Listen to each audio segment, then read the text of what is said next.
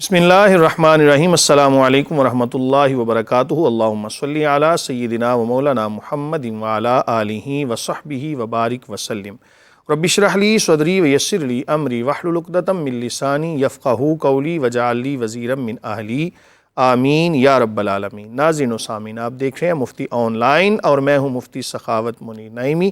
ہمیشہ کی طرح آپ کی خدمت میں حاضر ہیں جناب آپ کے جمیع سوالات کے جوابات کی طرف۔ آج کے سوالات کی طرف بڑھتے ہیں۔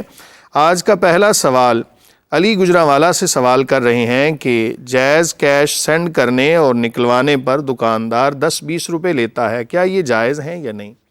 دیکھیں، کوئی بھی کمپنی ہو، چاہے وہ جائز کیش ہو یا وہ ایزی پیسہ ہو یا کوئی بھی ایسی کمپنی، تو یہ جو لوگ بیٹھے ہوتے ہیں دکان کے اوپر، یہ ان کے نمائندگان ہوتے ہیں اور کمپنی کی طرف سے جو ان کو معاوضہ ملے وہی ان کے لیے لینا شرعاً جائز ہے۔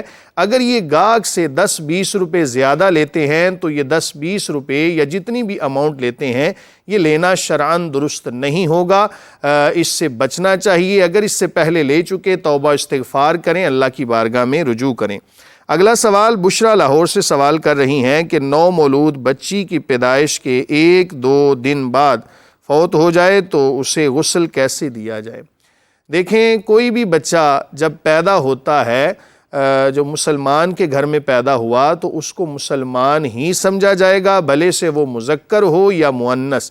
1-2 دن کے بعد فوت ہو جائے یا چند منٹوں کے بعد فوت ہو جائے تو اسی طرح جس طرح ایک بڑے آدمی کو غسل دیا جاتا ہے، کفن دیا جاتا ہے، لحد بنائی جاتی ہے، قبر بنائی جاتی ہے، وہ تمام تر معاملات جو ایک مسلمان کے لیے کیے جاتے ہیں، وہ تمام کے تمام جو معاملات ہیں وہ اس بچی یا بچے کے ساتھ بھی کیے جائیں گے، اس کا نام بھی رکھا جائے گا، باقاعدہ تدفین بھی کی جائے گی۔ اگلا سوال نذیر رضا راولپنڈی سے سوال کر رہے ہیں کہ مسواک وضو سے پہلے کرنی چاہیے یا وضو کے بعد، کون سا طریقہ بہتر ہے؟ مسواک کرنا حضور نبی کریم صلی اللہ علیہ وآلہ وسلم کی سنت ہے، بلکہ یہ فطرت میں شامل ہے، اور یہاں تک فرمایا کہ مسواک منہ کو پاکیزہ کرنے والی اور اللہ تعالیٰ کی رضا کا سبب بننے والی ہے۔ اس لیے جب بھی وضو کریں، وضو سے پہلے مسواک کریں، اس کے بعد وضو کریں، اور اس وضو سے جتنی آپ نمازیں پڑھیں گے ان کا ثواب بقیہ نمازوں کی نسبت زیادہ ہوگا۔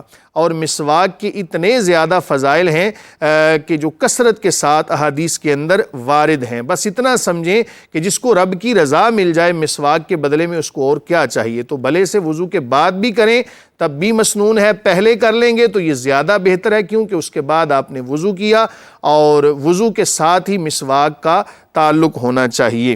اگلا سوال اور آخری خضر خان پشاور سے سوال کر رہے ہیں کہ کیا بیوی شوہر کو زکوٰۃ دے سکتی ہے؟ یاد رکھیں کہ زکوٰۃ کا معاملہ ایسا ہے کہ جس کے اندر ہر وہ شخص یا ہر وہ مرد کہہ لیں یا خاتون کہہ لیں جو زیر کفالت آتے ہیں، جن کی پرورش کرنا، جن کے خرچ اٹھانا اس کے اوپر لازم ہے، ان کو زکوٰۃ دینا شرعاً جائز نہیں ہے۔ اسی طرح یاد رکھیں کہ مرد اپنے اصول و فروع کو بھی زکوٰۃ نہیں دے سکتا، اور نہ ہی بیوی اور خاوند ایک دوسرے کو زکوٰۃ دے سکتے ہیں۔ اس لیے زکوٰۃ انہی کو دی جائے کہ جو مستحقین ہیں، جن کا ذکر قرآن مجید فرقان حمید میں کہ زکوٰۃ کے جو 8 مصارف بیان کیے گئے ہیں کہ انما الصدقات للفقراء والمساکین والعاملین علیہا والمؤلفۃ قلوبہم وفی الرقاب والغارمین وفی سبیل اللہ وابن السبیل، انہی کو زکوٰۃ دی جائے۔ اور یہ بھی یاد رکھیں کہ اگر بالفرض کچھ ایسے رشتے بھی ہیں کہ جن کو زکوٰۃ دی تو جا سکتی ہے، لیکن سوچئے گا کہ ایسی نوبت کیوں آئی کہ ہمارا وہ قریبی رشتہ دار جو ہے وہ زکوٰۃ لینے پر مجبور ہے اور ہم زکوٰۃ دے رہے ہیں، کیا ہم اتنا بھی اس کو قابل نہیں بنا سکے کہ وہ ایک مناسب طریقے سے اپنا روزگار حاصل کر سکے؟ اللہ رب العالمین کی بارگاہ میں دعا ہے کہ خالق کائنات ہمیں صحیح معنوں میں قرآن و سنت کے عین مطابق زندگیاں گزارنے کی توفیق عطا فرمائے۔ آج کے پروگرام کا وقت ختم ہوا چاہتا ہے۔ اگر آج کی ویڈیو آپ کو پسند آئی ہو تو اس کو زیادہ سے زیادہ شیئر کریں، لائک کریں۔ آپ اپنے سوالات ہمیں آپ کی سکرین کے اوپر ہمارا واٹس ایپ نمبر چل رہا ہوگا، اس پر بھیج سکتے ہیں۔ السلام علیکم ورحمۃ اللہ وبرکاتہ۔